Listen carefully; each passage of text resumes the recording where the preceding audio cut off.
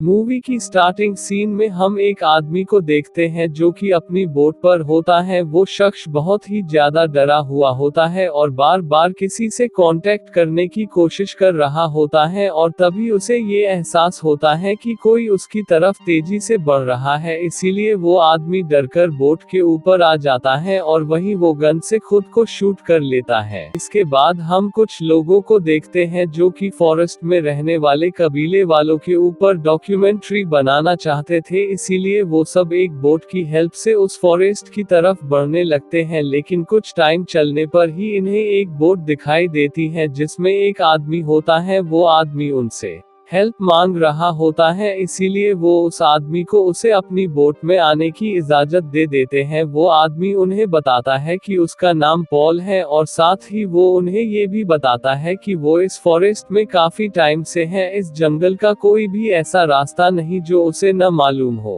तभी वो लोग भी पॉल को बताते हैं कि वो फॉरेस्ट में रहने वाले एक कबीले जिसका नाम सेरिजावा है, उन कबीले वालों पर वो डॉक्यूमेंट्री बनाना चाहते हैं। तभी पॉल उन्हें बताता है कि उन कबीले वालों तक पहुंच पाना इतना भी आसान नहीं है, लेकिन तुम इसकी चिंता मत लो क्योंकि तुम सबको मैं उन कबीले वालों के पास लेकर जाऊंगा, क्योंकि मैं कई बार उन कबीले वालों से मिल चुका हूं। पॉल उन्हें उन कबीले वालों के बारे में बता ही रहा होता है कि तभी उन्हें एक स्टैचू नजर आता है जिसमें वो देखते हैं कि एक बिग और काफी जायंट स्नेक एक आदमी को निगल रहा होता है। तभी उन लोगों में से एक लड़की उन्हें बताती है कि वो इस बात पर बिलीव नहीं करती कि एक स्नेक किसी इंसान को निगल सकता। उसकी बात सुनने के बाद पॉल उन्हें बताता है कि तुम लोगों के मानने न मानने से कोई भी फर्क नहीं पड़ता है, इतने बड़े स्नेक्स रियलिटी में एग्जिस्ट करते हैं। वो उन्हें बताता है कि उस कबीले के लोग इन बड़े बड़े सांपों को गॉड मानते हैं। उनका मानना है कि ये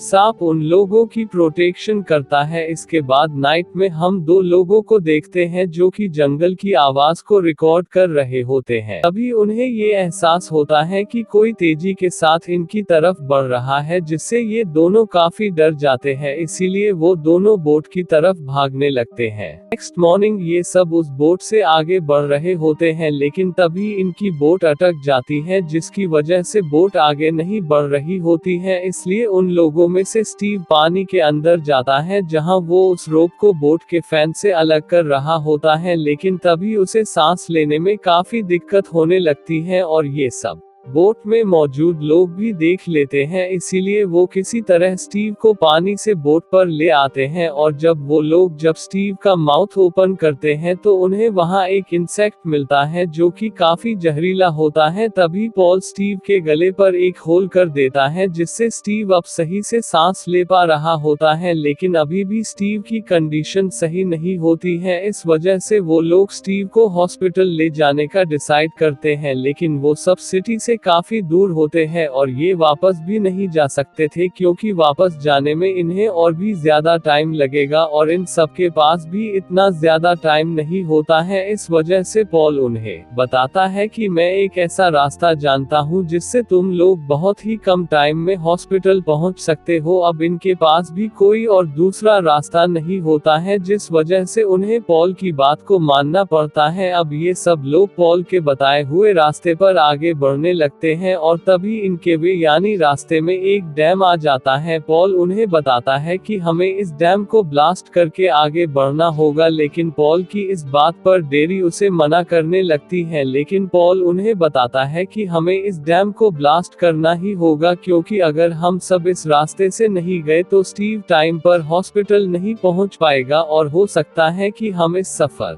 में स्टीव को भी खो दे। इस वजह से मैं जैसा कहता हूँ वैसा ही करो। इसके बाद पॉल और उस बोट में मौजूद लोग उस डैम पर डायनामाइट लगाकर वहां ब्लास्ट कर देते हैं, जिस वजह से इनकी बोट पर बहुत सारे स्नेक्स आकर गिरते हैं। ये देखकर वो लोग काफी ज्यादा पैनिक होने लगते हैं और साथ ही इनकी बोट पर जो फ्यूल होता है वो भी पानी में गिर जाता है और अब इनके पास सिर्फ एक ड्रम ही फ्यूल होता है। अब क्योंकि वहां ब्लास्ट होने से वो रास्ता क्लियर हो गया होता है, जिस वजह से ये सब उस रास्ते से आगे बढ़ने लगते हैं। कुछ कुछ टाइम चलने के बाद ही इन्हें सामने एक बोट नजर आती है जो कि काफी टाइम से यहीं पर होती है। पॉल उन्हें बताता है कि हमारे पास फ्यूल बहुत ही कम है और आसपास इस बोट के अलावा कोई और बोट भी नहीं है, इसीलिए हमें उस बोट पर जाना चाहिए। हो सकता है कि हमें वहां पर फ्यूल मिल जाए, जिस वजह से पॉल और बोट में मौजूद 2 लोग उस बोट में आ जाते हैं। पॉल को उस बोट में न्यूज़पेपर पर एक फोटो मिलती है जिसमें पॉल के साथ 2 और लोग भी मौजूद होते हैं। तभी पॉल उस पिक्चर को अपने पास रख लेता है। उन लोगों को उस बोट से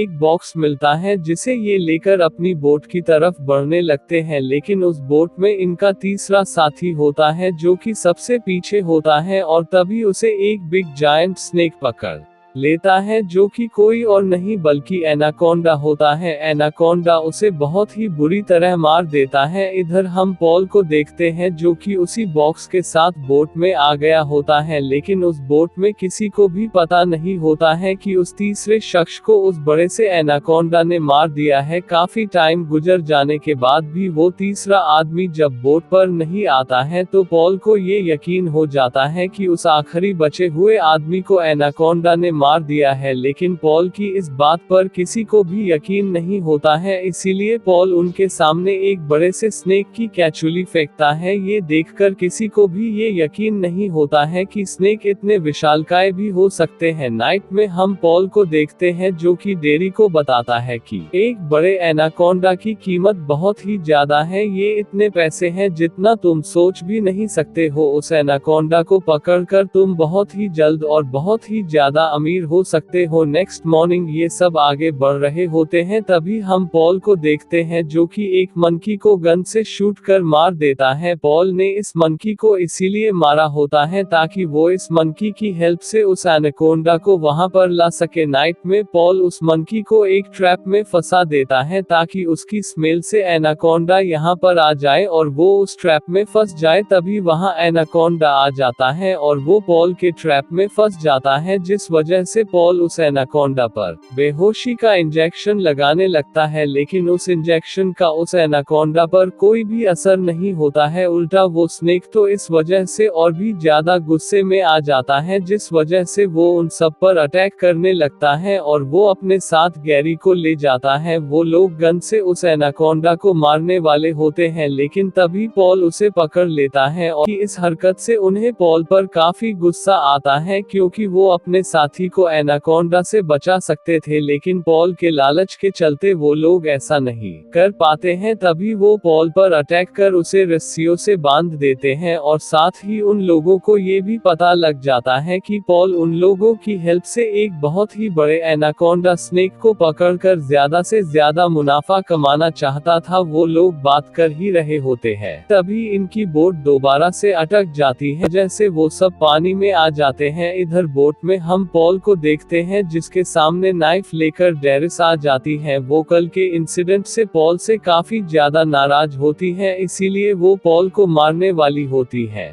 लेकिन पॉल उसे ही पकड़कर मार देता है और तभी हम एनाकोंडा को देखते हैं जो कि वहां पर आ जाता है। अब एनाकोंडा के वहां आते ही इसके बारे में उन लोगों को भी पता लग जाता है, जिस वजह से वो दोनों बोट पर आ जाते हैं, लेकिन इनका जो आखिरी साथी होता है वो वही रह जाता है। एनाकोंडा के वहां आने से वो काफी ज्यादा डर जाता है, जिस वजह से वो पानी के बाहर आ जाता है और बाद में वो एक स्टोन के ऊपर चढ़ने लगता है, लेकिन एनाकोंडा वहां भी आ जाता है, जिस वजह से वो काफी डर जाता है और पानी में कूद जाता है, लेकिन तभी एनाकोंडा उसे पकड़कर बुरी तरह मार देता है। इधर हम पॉल को देखते हैं जो कि उन दोनों पर अटैक करने लगता है और तभी इनकी बोट पर वो ट्री आकर गिरता है जिस दरख्त पर एनाकोंडा बैठा होता है। अब ट्री गिरने की वजह से इन्हें फिर से पानी में आना पड़ता है और तभी एनाकोंडा तेजी से इनकी तरफ बढ़कर इनके एक साथी को पकड़ लेता है। वो बिग स्नेक उसे मारने ही वाला होता है, लेकिन डेरी गन से एनाकोंडा को शूट कर मार देती है। अब ये देखकर पॉल को इन पर काफी गुस्सा आता है क्योंकि इन लोगों ने एनाकोंडा पर अटैक किया होता है, जिसकी वजह से पॉल का काफी नुकसान हो गया होता है। तभी स्टीव पॉल को बेहोशी का इंजेक्शन लगाकर पानी में गिरा देता है, लेकिन इससे स्टीव की कंडीशन और भी खराब होने लगती है। इस वजह से वो सब जल्द से जल्द यहाँ से निकलना चाहते थे।